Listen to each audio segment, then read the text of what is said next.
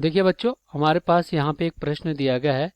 यदि अवयव ए बराबर जिनका वे है cos alpha minus sine alpha cos alpha हो तो सत्यापित कीजिए कि ए डैश गुणे ए बराबर आई। तो आइए हम इसको क्या करते हैं, सिद्ध कर लेते हैं। तो सबसे पहले यहाँ पे हम क्या करेंगे, मुख्य अवधारणा लिखेंगे। मुख्य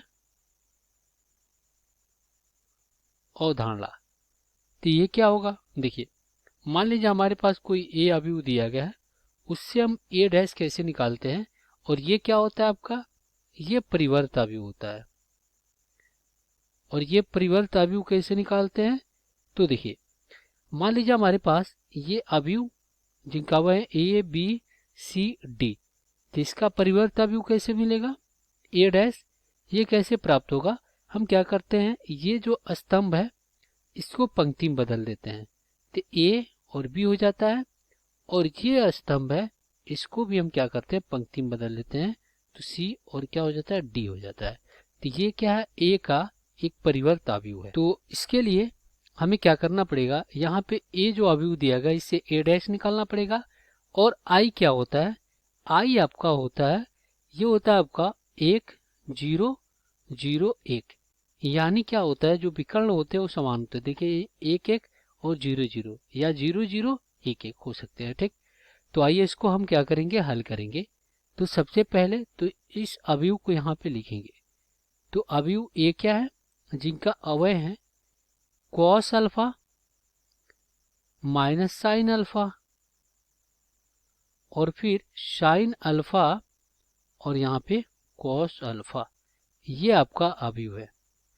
अब इससे अगर हम क्या करें, ए डैश निकालें तो क्या हो जाएगा, कॉस अल्फा ऐसे रहेगा, साइन ऊपर चला जाएगा तो ये हो जाएगा माइनस साइन अल्फा और फिर यहाँ पे साइन अल्फा और ये क्या हो जाएगा आपका कॉस अल्फा। तो हमारा ए डैश यानी ए का परिवर्त अवयव हो गया। तो अब हमें क्या करना है, ए गुणे ए डैश कराना है। तो ये कैसे कराएंगे, तो देखिए ये क्या है आपका cos alpha minus sine alpha और फिर साइन अल्फा और यहाँ पे कॉस अल्फा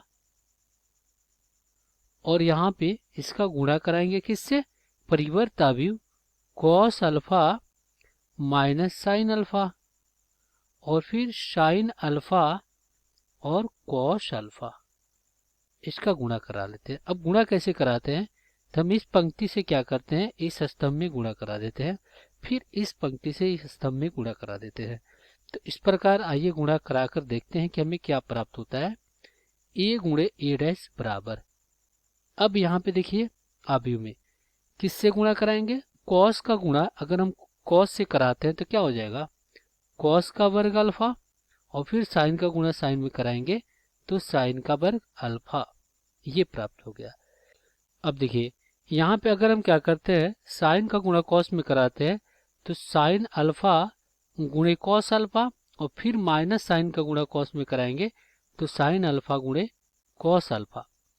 पुनः यहाँ पे गुणा कराएंगे साइन का गुणा कॉस में तो साइन अल्फा गुणे कॉस अल्फा और माइनस साइन का गुणा कॉस में तो साइन अल्फा गुणे कॉस अल्फा और यहाँ पे साइन का गुणा साइन में कराएंगे तो साइन का वर्ग अल्फा और प्लस कॉस का गुणा कॉस में तो कॉस का वर्ग अल्फा, ये हो गया।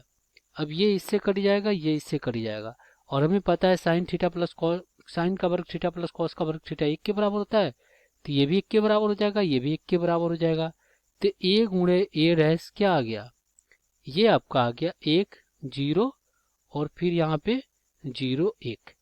अब देखिए इनके विकर्ण क्या है 1 1 और ये 0 0, तो यहाँ पे ये क्या हो जाएगा आपका आई हो जाएगा। तो इस प्रकार हम क्या कर सकते हैं कि ए गुणे ए डैश बराबर आई, यही हमें क्या करना था, सत्यापित करना था। आशा करते हैं बच्चों ये प्रश्न समझ में आया होगा। धन्यवाद।